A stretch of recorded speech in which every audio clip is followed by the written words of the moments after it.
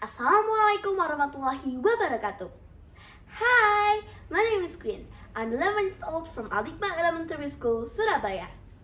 Thank you so much for giving me a chance here to present a speech on learning traditional culture to preserve our national culture heritage. Since I was very young, I've been raised in native Javanese family. My grandparents were from a noble Javanese family.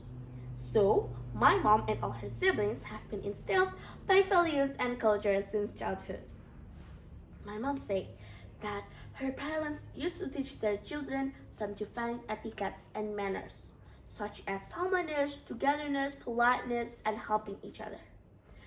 Even her mother sent them to a traditional dancing school to learn some dances, like tari kambyong, tari ketut kocok gandrung, tari gambir andom, and many more.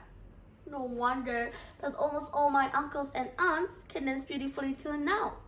They also mastered some types of Japanese languages levels. And of course, they, including my mom, continue to teach this culture to their own children.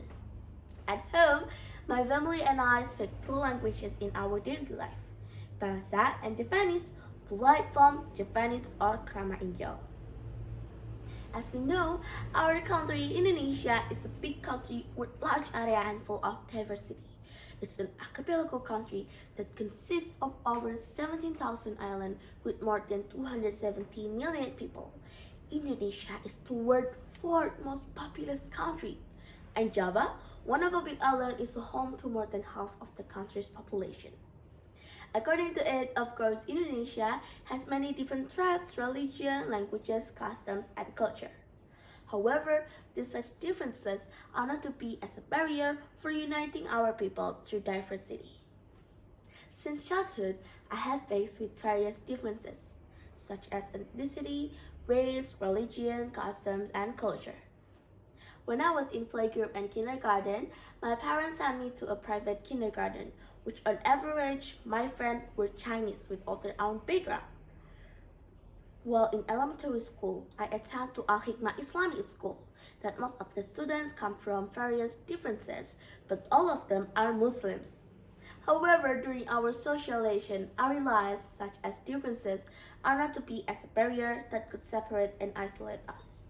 For me, we are the same with our unique character and backgrounds. My parents often introduced me to another Indonesia's traditional culture besides Japanese. They took me to many different places all around Indonesia, just want to show me directly about the beauty and diversity of Indonesia.